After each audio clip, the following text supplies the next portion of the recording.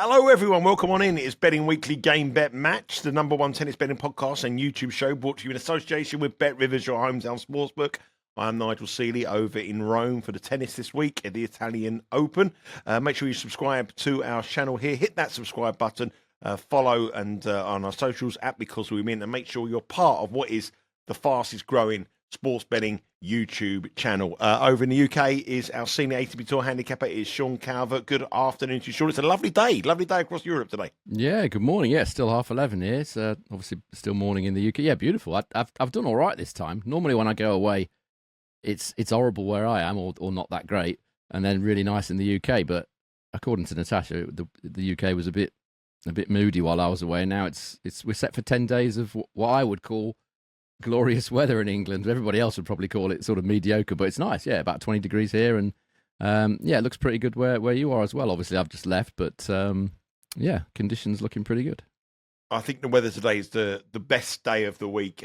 Where you can see this hotel room, look like I'm back in something like in 1975 or something like that. But the actual weather is amazing. But it looks all right by the pool, from what I can tell from your videos. Very nice it's very, very nice by the pool. But tomorrow, the weather isn't pool weather. It looks like there's a bit of rain around tomorrow, Sean.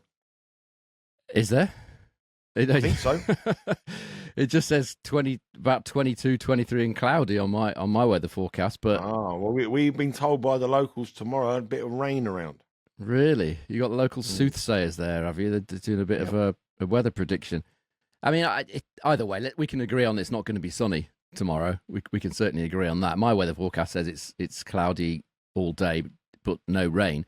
That being said, it did say on that one day when it hammered it down, there was only a 9% chance of rain, and it absolutely lashed it down in the morning. So, you know, these weather forecasts aren't exactly accurate. But yeah, it doesn't look particularly warm tomorrow. Let's just say that. I've got some stats in if you want me to read them out about the conditions so far. After 32 main draw matches, slightly slower than average. 76.4% hold, 67.9% first serve points won. Average is 77 and 69.4. So a little bit slower so far, but that's probably to do with the fact that the first matches were played in the sort of dampish, sort of slower conditions. I would expect that to move up a little bit. Over the next day or so. That's after 32 matches, so it's probably not 100% up to date, but just suggesting that it's playing slightly slower. The other issue is that the players, when I say players, I mean Holger Rune, he's been complaining about the state of the courts. Interestingly, he played on that new Super Tennis Arena, which you'll see when you go there. It's right next to the Stadio Olimpico, actually. It's in that part. They've made that part of the Foro Italico accessible now, whereas before it wasn't really. So if you imagine walking out the Stadio Olimpico within sort of 30 seconds, if you go the right way, that will take you to the new Super Tennis Arena section, which is down the bottom. But Holger Rune had an awful lot of problems there yesterday. It looked like it had a lot of bad bounces. He said it was unplayable. And he went on to explain that, you know, he's got quite a lot of experience of having played on freshly laid clay courts back home in Norway. And he said that's what they're like. They take a while to bed in or whatever. So he's just interesting. If the match is on Super Tennis Arena, look at the schedule, and he thinks it's unplayable. So that's worthy of interest. Just looking at the statistics of this particular round 3. This is where it gets tougher. We've done pretty well so far. I think we've had 4 out of 5 winners so far, I think. Something like that. It's been a good week, for sure, yeah. In the opening rounds. This is where it gets a lot harder, as it often does in big tournaments. Only 25% underdog winners on average in round 3 in the last 12 editions. So this is normally when the seeds start to make their mark. Yeah, and we're going to look at some matches involving seeds tomorrow. As Sean said, it's the third round now over here in Rome. And the first match we're going to discuss sees... I think he's a former finalist here, not a winner, but Daniil Medvedev is up against Alexei. Did he win it? He won it, yeah. Oh, I knew he'd done well here. I didn't know he actually won it. Well, Daniil Medvedev, former winner here, not finalist. He's up against Alexei Popyrin. Medvedev is minus 275 to beat Popyrin. It's plus 210. The spread 3.5. Total here is 22.5. There is some decent head-to-head records between the two of them. They have met 4 times previously, 3 wins to 1 in favour of Medvedev. But the last win was in Paris in 2024, which Popyrin won. There have been some long matches, though, and every single best of 3 matches, they've all gone the distance.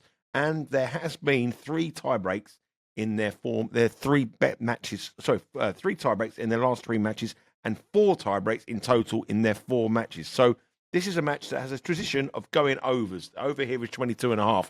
There's about 28 different markets available on the BetRivers website now and the app. I'm looking at the overs here for my lean. What are you liking? Similar bet, yeah. I think Popyrin's got a decent chance here of at least, making Medvedev work hard for his round 3 paycheck here. As you said, he won the last meeting. He's proven a tricky opponent for Medvedev in the last 2 meetings.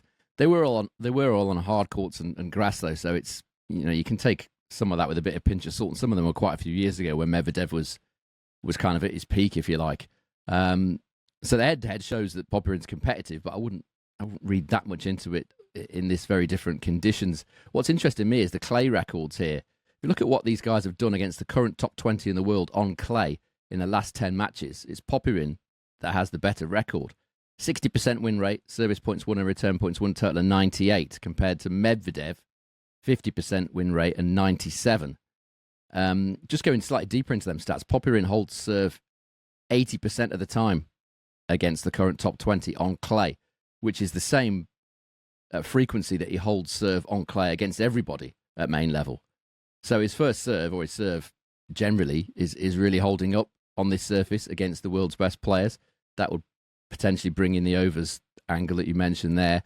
And Popyrin's won his last 3 such matches against the current top 20 in the world on clay. He beat Rune in Monte Carlo, Tiafoe there as well, and Humbert. He won all those 3 matches against top 20 players on clay, and that was as recently as like a month or so ago. He's also beaten on clay Rublev, Sinner, and Felix Auger-Aliassime. So, his game holds up very well on clay. People would see him with the big serve. Maybe some people think, he needs a fast surface. Not necessarily for me. He's still winning an awful lot of service points on this surface, and it just gives him that extra time. He's not the best mover in the world, very, very tall guy. The clay just gives him an extra second or so just to set himself, maybe also to run around the backhand and unleash on the forehand if he wants to. Similar to Berrettini, he's had a lot of success on the clay doing exactly that as well. The issue with Popyrin is consistency. If the prices here are based on, they're based on obviously what Medvedev's achieved in the game and everything else. But if you look at the last 12 months on clay at main level, it's a decent advantage for Medvedev. 71% win rate, service points won and return points won, total of 103.5. Popyrin 50% win rate and 98 total. So his service points won and return points won total against everybody, Popyrin, is the same as against the top 20, which for me shows that he's only showing up really, or mainly showing up for these big matches. I'll come on to some more of that in a minute. But just going into Medvedev stats, Medvedev, he's got quite peculiar stats on clay. He only wins 45% of his second serve points and only holds serve 73.5% of the time. So his serve is very attackable on this surface. It's the return game that's been doing the heavy lifting for Medvedev. He's winning 43% of return points. So a lot of this match is going to be about how well Popyrin's serve holds up on clay against a returner in Medvedev that returns really well on this surface. But the other interesting thing about Popyrin is that he usually shows his best form at Masters 1000 level. He's won 14 of his last 21 matches at Masters 1000 level, and he's won at least a set in 17 of his last 21.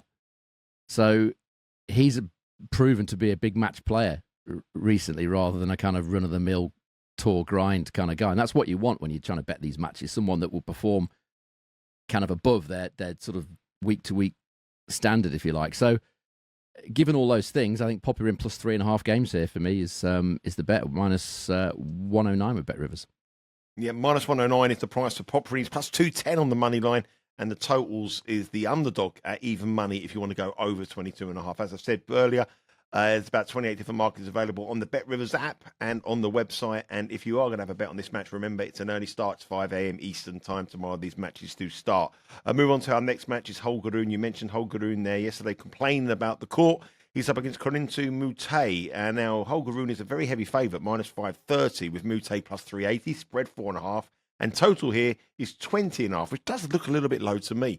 But this is a match that Corentin Moutet has definitely had the upper share in the head-to-head. 3-1 he leads in the head-to-head battle against the Danish player. And Holger Rune did win his last match, though, in Indian Wells, 6-2, 6-4 which was a bit of an advantage for him to come into him. I know it was a long time ago, 2020, 2022, those head-to-head meetings were before, but Moutet done the business for us with a win last time out over, who was he playing again? I can't remember. Humbert. But he's been overlooked by the layers despite having that advantage on the head-to-head.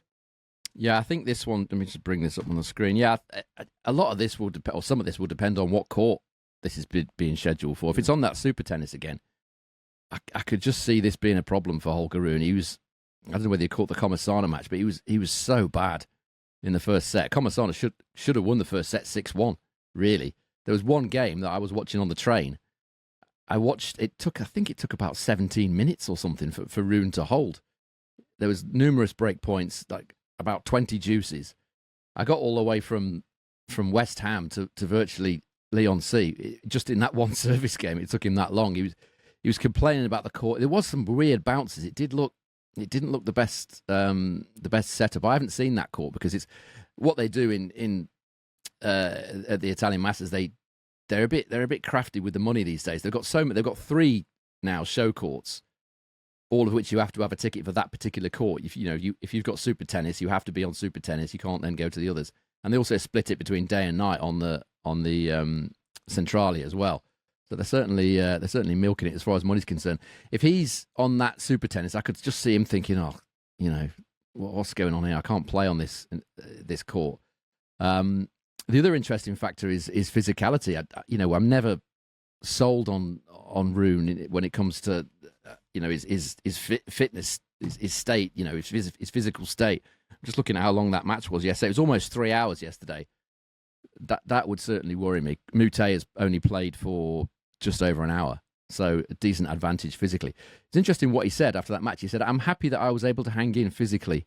I haven't played many long matches this clay season, so I was happy to test myself, and I was very happy with my physical level. Now it's just about recovery."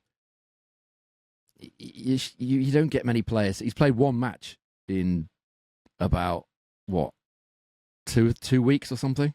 And he's going on about recovery and physicality after one match. It's a concern.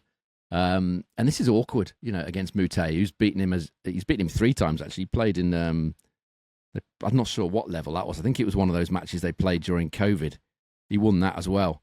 So he's beaten him 3 times. I know it's not relevant in terms of statistics and stuff, but, Moutet will be coming into this match thinking, I beat this guy 3 times out of 4. The head-to-head favours Rune over the stats of the 3 matches, 102 to 98, but it's not overwhelming. Moutet's actually won more second serve points, 55% versus 51% in this matchup.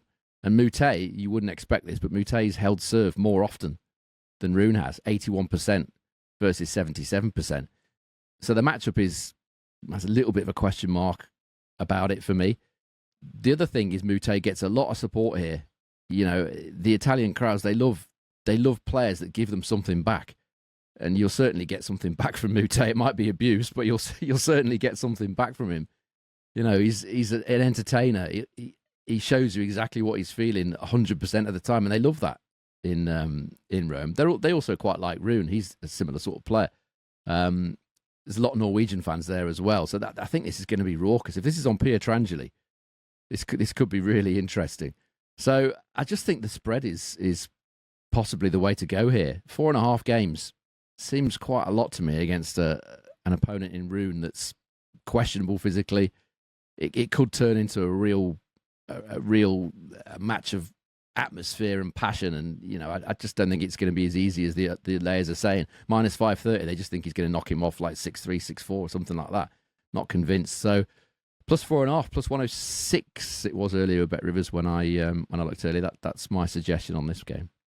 Yeah, it's still there, plus 106. And remember, I'll be at the tennis tomorrow. I'll be cheering on the 4.5, and you can follow me at Because We Win on our socials. And I'll be at the football tonight. It's Lazio up against Juventus in a huge match with Champions League qualification on the line for both sides. And the match was previewed by James Easton and Steve Wiss and Dan Roebuck on Betting Weekly Extra Time, which is available on the YouTube channel as well. So make sure you check that one out as well. So lots of sporting action going on over here in Italy. And an Italian is next up against a Russian. It's Francesco Passaro up against Khachanov.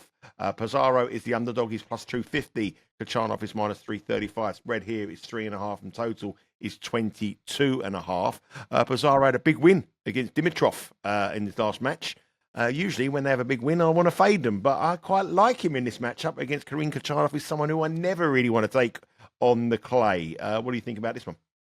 I just think this is one of those matches where, again, you're looking at a player that plays above himself in certain situations, and this is Passaro. Some Italians love the atmosphere here. It is raucous. Obviously depending on the match, it is lively. There's a lot of yelling going on. And some Italian players can't handle it. The obvious example being Caboli was one I mentioned in the first round. Lost in straight sets to Nardi. He just can't handle it here, Caboli. He's from Rome. He knows this area. Well, he certainly is based here, and he knows this place better than most. He just can't handle it at all. But Passaro is the other way. Seems to love it. I'm guessing a lot of that is probably because there's not that much expected of him. He's not one of the top Italian players, certainly not these days with Sinner and Moutet and everything else. But if you look at what he's done in Rome, last year he beat Artur Rinderknech, beat Talon Griekspoor, lost in a final set tiebreak to Borges in his next round. This year he's already beaten Sung, bageled him, I think, in the first set, if I remember rightly. And he's beaten Dimitrov as well. So if we look at what he's done in Rome in his career, all rounds, he's won 6, that includes qualifying. He's won 6 of his 9 matches, and he's got service points won and return points won, total of 102. If we just isolate that and look at main draw matches he's won 4 out of his 7 here. He's got service points won and return points won, total of 100 at this tournament, which is actually better than Khachanov's record. He's got a 50% win rate and a total of 99, Khachanov. So if you're looking at it on that, I know it's it's not a precise thing, but he's performed better here than Khachanov in terms of statistics at least. So this is a player that plays above himself here. If we look at what he's done elsewhere, all time at main level on this surface, away from Rome, he's only won 2 of his 7 matches, Passaro. So quite clearly he's a player that loves it here, plays above himself here. The other thing that stands out with Passaro is the amount of long matches he's had here. 5 of his 7 that he's played in the main draw have been 3-setters. 3 of the 7 have gone all the way to a final set tiebreak. You would think, given the quality of Khachanov, the opposition here, that this is going to be a tough old match for Passaro, but he's going to give this absolutely everything. So for me, the over 2.5 sets is the way to go here. There's a few different ways you can play this to get with Passaro if you off the same mind as me, and plus 150 is the price of Bet Rivers that it goes over 2.5 sets. It could be really long, this one, if Passaro plays to the standard that he's shown so far in his matches in Rome. I will be betting Passaro at plus 250. I'm fading Khachanov at minus 335. Yeah. I'm going to be cheering him home. I'm going to be with the Italians tomorrow, cheering Passaro. I think that's a big price on the money line. I think I'd never rate Khachanov on the clay. I think he goes for too many winners. I think he obviously we all know he's a big server, big hitter. I don't really rate him on clay at all, and I think this is a big price. And I think Passaro on the money line is a better plus 250. Let's move on to our final match, and this is an interesting match actually to me. I mean, Carlos Alcaraz obviously is the joint tournament favourite with Jannik Sinner here to win the tournament. He hasn't had a great record in Rome, as we said in the preview show. And he's up against Laslo Djere, the Serbian, who is a dangerous opponent on any clay surface. But head-to-head is overwhelmingly in favour of Carlos Alcaraz. Leaves 2-0 and 2 relatively comfortably wins for him. He's minus 910. He's the heaviest favourite on the card tomorrow against Djere, who's $6. Spread is a massive 5.5, and the total here is 20.5. I like Djere. I think he's always in a player that on clay gives you a chance. He won't go down without a fight. He's obviously from Serbia. He's got a bit of fight about him, and he's comfortable in his conditions. Alcaraz probably will win it, but minus 910 is a very, very short price about the Spaniard in this one. Yeah, I mean, sometimes Djere doesn't fight if it's 10 o'clock in the morning. I've seen him lose 6-1, 6-2 in about 35 minutes if it's at 10 a.m. The shoulders are going. He's not keen on that, but this is not going to be that. This is not a 10 a.m. match on court 3 out, in the middle of nowhere somewhere in a 250. This is obviously going to be on Centrale, you would think. And he's playing great. Laslo Djere got a really easy winner for us the other day, didn't he? At more or less evens against Echeverry. One of the most comfortable, plus money or minus 105 shots that you're going to get. I just think he might be able to push Alcaraz past the totals here. If you look at what he's done this season on clay at main level, Djere, he's won 12 of the 15 matches he's played. He's got service points won and return points won, total of 107, which is extremely impressive indeed. Not many players have got a better total on that than clay this season. Alcaraz has, but he's only on 111. Obviously, it's excellent numbers for Alcaraz, but he's only 4 points better than Djere. He's won 10 of his 11 matches, Alcaraz. You know, you kind of expect that with Alcaraz. You wouldn't expect Djere to be running at 107, but he is.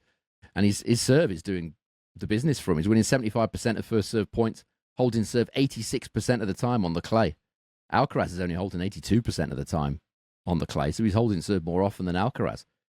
If we then look at matches against the current top 10 on clay, last 10 matches for each player, Djere's, respectable, 40% win rate, service points won and return points won, total of 96. That's pretty good against the top 10. And Alcaraz, not that much better, 60% win rate and a 102 total.